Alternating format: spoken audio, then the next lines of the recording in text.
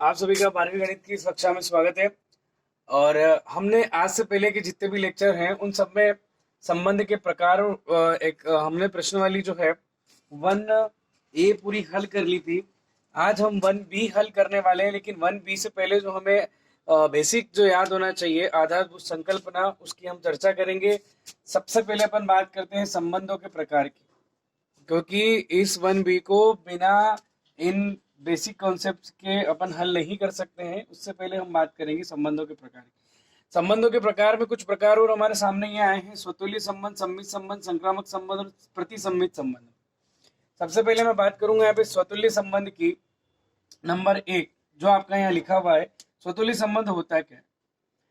यदि समुच्चय ए का प्रत्येक अवयव संबंध आर द्वारा स्वयं से संबंधित हो, यानी कि किसी समुच्चय ए में अगर संबंध ए परिभाषित है, तो इसके पहले मैंने आपको एक बात भी करी थी, समुच्चय ए में संबंध का मतलब ए से ए में, ए में का मतलब होता है ए से कहा संबंध आर, ठीक है, का प्रत्येक अवयव संबंध आर द्वारा स्वयं से संबंधित हो, तब संबंध आर क्या होगा? स्वतुल्य संबंध होगा, है ना।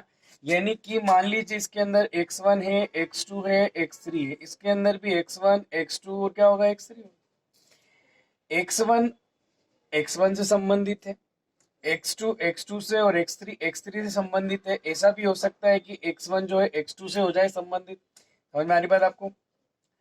तो हम यहाँ क्या कर रहे हैं कि आर में आपके संबंध में कौन किससे संबंधित हो गया? x1 जो है वो x1 से है, x1 जो है वो x2 से भी है, x आपका जो है x यहाँ पर बात करते हैं x2 x3 से हो गया, x2 x2 से हो गया हमारा, फिर x3 जो है वो x3 से हो गया, ठीक है। स्वतुल्य संबंध के अनुसार ये है कि और भी इसमें विशेष प्रकार के क्रमित युग्म आ सकते हैं, लेकिन उन क्रमित युग्मों का आना बहुत जरूरी है। कौन से क्रमित युग्म? जहां पर पहला और दूसरा अवयव दोनों क्या हो? एक जैसे। समुच्चय ए के प्रत्येक अवयव जो है वो स्वयं के साथ क्या बना लेनी चाहिए? सारे जितने भी क्रमित युग्म बनाएंगे वो सारे के सारे क्रमित युग्म कहाँ आना चाहिए? आपका आर में आना चाहिए। अगर नहीं आते हैं, जैसे कि इसमें 3 अवयव है, तो x1 x1, x2 x2, x3 x3 तो दिखाई दे रहे हैं, इसका मतलब ये r क्या है? स्वतुल्य। तो इसके अलावा इसमें और भी आपके क्या हो सकते हैं? आ सकते हैं स्वतुल्य में कोई और भी मतलब संबंध में कोई और भी क्रमित युग्म आ सकते हैं। लेकिन यदि हमको ए के प्रत्येक अवयव के लिए यदि समान अवयवों का क्रमित युग्म आर में मिल जाए, तो आर क्या हो जाएगा? आपका स्वतुल्य हो जाएगा। समझ में आ रही ना? मतलब सभी अवयवों के लिए हमको क्या आर में क्या मिल जाना चाहिए? समान अवयवों का क्रमित युग्म मिल जाना चाहिए। एक प्रश्न यहाँ ये उठता है कि यहाँ पर स्वतुल्य संबंध में और इकाई संबंध में अंतर क्या है?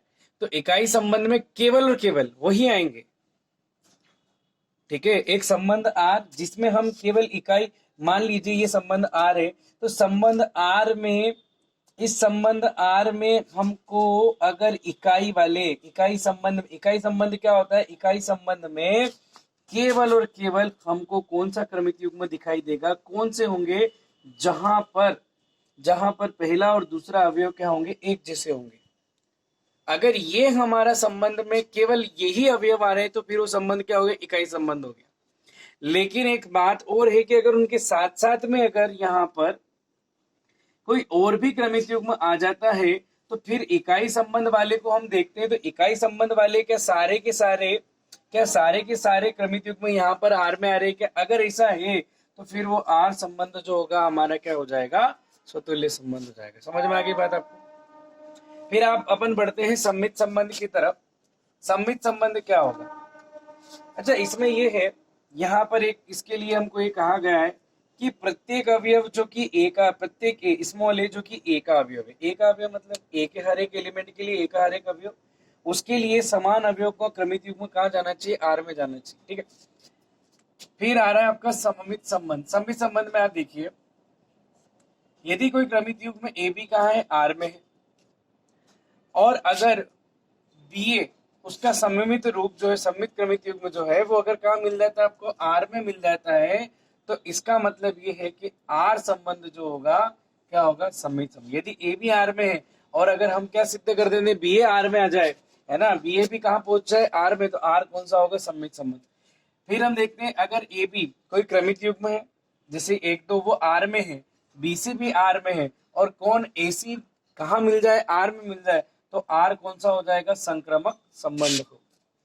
ठीक है, जहां पर सारे एबीसी जो है, एबीसी किसी समुच्चय ए के अवयव हैं, जिस समुच्चय पर संबंध परिभाषित।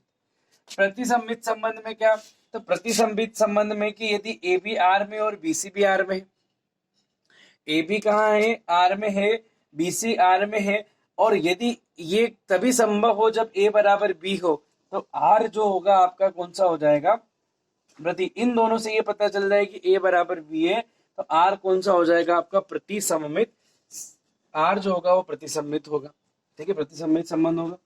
तो हम यहाँ पे बात कर रहे हैं कुछ ऐसे, ये जो आपके प्रकार थे उन प्रकारों की। अब इसके बाद हम आगे चलते हैं कुछ प्रश्न पर, और उन प्रश्नों से जब हम हल करेंगे तो हमको ये इसके बारे में पूरी क्लियर डिटेल पता चल जाएगी कि कौन सा संबंध जो होगा किस प्रकार का होगा। आपके सामने यहाँ दोनों क्वेश्चन है। उदाहरण की सबसे पहले मैं उदाहरण से शुरू कर रहा हूँ। उदाहरण क्रमांक 1 1b के पहले आप देखिए इसमें कि समुच्चय ए आपको दिया है जिसके अंदर 3 अवयव आपको यहाँ दिखाई दे रहे हैं, 1 2 3। आर संबंध आर इसमें परिभाषित है, और आर के अंदर पहले से ही उसने अवयव क्रमित युग्म दे रखे हैं 1 2 2 1। सिद्ध करना है कि आर सममित है परंतु स्वतुल्य व संक्रामक नहीं। सबसे पहले अपन यहाँ पे बात